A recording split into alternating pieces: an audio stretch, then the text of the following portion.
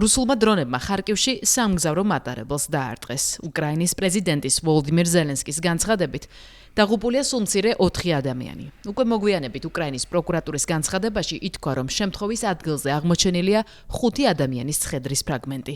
მომხდარი კიევში ტერორისტულ აქტად შეფასდა. ამ ფონზე უკრაინის პრეზიდენტმა ყველას მოუწოდა რუსეთზე ზეწოლა გაზარდონ. ნებისმიერ ქვეყანაში სამგზავრო მატარებელზე დრონებით თავდასხმა შეფასდებოდა როგორც ტერორისტული აქტი. ასეთ კლასიფიკაციას მისცემდნენ ამ შემთხვევას ყველგან, ევროპაში, ამერიკაში, არაბულ სამყაროში, ჩინეთში თუ ნებისმიერ სხვა ადგილას. არ არსებობს და ვერ იარსებებს ვერანაირი სამხედრო გამართლება იმისა, რომ მოკლა უდანაშაულო მოქალაქეები, რომლებიც ვაგონებში სხედან. ამ მატარებელში 200 ადამიანი მგზავრობდა. 18 კი იმ ვაგონში იჯდა, რომელსაც რუსულმა დრონმა დაარტყა. უსამძიმრებ ყველა გარდაცვლილის ოჯახს. რუსეთმა პასუხისმგებლობა უნდა აიღოს საკუთარ ქმედებებზე. მადლობა ყველას, ვინც რუსეთის ტერორიზმს მდუმარებით არ შეხვდა. უკრაინულ ქალაქებზე რუსეთის ინტენსიური იერიშების ფონზე აქტიური რჩება ომის დიპლომატიური და პოლიტიკური განზომილება. უკრაინის საგარეო საქმეთა მინისტრის განცხადებით, ვოლდიმირ ზელენსკი მზადაა შეხვდეს ვლადიმერ პუტინს, რათა განიხილოს ტერიტორიული საკითხები და ზაპოროჟიეს ატომური ელექტროსადგურის მომავალი. სწორედ ეს ორი საკითხია დონალდ ტრამპის სამშვიდობო გეგმის ყველაზე სადავო ნაწილები, რომელზე შეუთანხმებლობამ ომის დასრულების თარიღი უსასრულოდ გააჭიანურა. თუმცა ამერიკის შეერთებული შტატების პრეზიდენტი, რომელსაც სულ ბოლოს აბუ-დაბიში გამართული მოლაპარაკებების შესახებ მეტი ინფორმაცია აქვს, არ ბალავს, რომ ამ მხრივ კარგის მოლოდინშია. რუსეთთან და უკრაინასთან დაკავშირებით ზოგიერთ ძალიან კარგ ამბავს ხედავთ. ძალიან კარგი რამ ხდება უკრაინასა და რუსეთთან მიმართებით.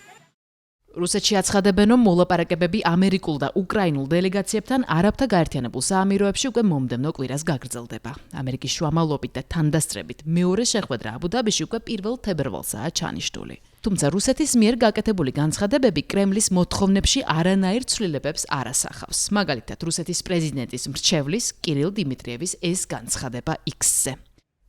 უკრაინის შეიარაღებული ძალების დონბასიდან გასვლა არის მშვიდობის გზა უკრაინისთვის. როიტერის ინფორმაციით ამჟამად რუსეთი დონბასის 90%-ს აკონტროლებს. კრემლში კი ხშირად იმეორებენ, რომ თუ კიევი დარჩენილ 10%-ს არ დათმობს, მას ძალით აიღებენ. რუსეთის თავდაცვის სამინისტროს ბოლო განცხადებებში კი ვკითხულობ, რომ ბოლო 24 საათში რუსეთის შეიარაღებულ ძალებს წინსვლა ჰქონდათ ხარკივისა და ზაპოროჟიეს რეგიონებში, სადაც დამატებით 2 დასახლება დაიკავეს. მოლაპარაკებების ირგვლივ იკვეთება ახალი დეტალებიც. არსებობს დაშვება, რომ უკრაინამ სამშვიდობო ხელშეკრულებას ხელი ამერიკის შეერთებულ შტატებთან მოაწეროს, ამერიკამ კი რუსეთთან. ამასთან ვაშინგტონმა მიანიშნა კიევს, რომ უსაფრთხოების გარანტიები, რომელიც უკვე 100%-ითაა შეთანხმებული კიევთან, დამოკიდებულია იმაზე, დათმობს თუ არა უკრაინა დონბასს. ამის შესახებ Financial Times იწერს. რაც ახლა ამერიკის შეერთებულ შტატებსა და რუსეთთან მოლაპარაკებებზე ხდება, მთავარი ინტერესის საგანია. ჩვენი გუნდი ინტენსიურად მუშაობს, მათ შორის დღეს ვიმუშავეთ ამერიკის შეერთებული შტატების სამთავრობო პირებთან რეკონსტრუქციის დოკუმენტის ირგვლივ. იმედია, ჩვენი პარტნიორები ამ ამოცანებს ჩვენაირი მონდომებით უყურებენ. კაფეო უსაფრთხოებითი გარანტიები უკრაინისთვის და ევროპისთვის მთლიანად განსაზღვრავს უკრაინის რეკონსტრუქციის შესაძლებლობებს, რა თქმა უნდა, ომის ღირსებით დასრულებასაც.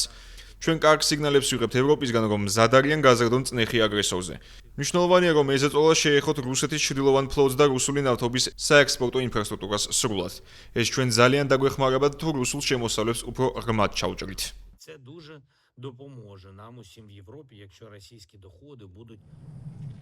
უკრაინამ ევროპიდან კიდევ ერთი პოზიტიური სიგნალი მიიღო. კერძოდ, ევროკავშირის მაღალჩინოსნების ანონიმური განცხადებებით, ბრიუსელი განიხილავს ევროკავშირში უკრაინის ეტაპობრივი გაწევრების იდეას, რათა პროცესი დაჩქარდეს.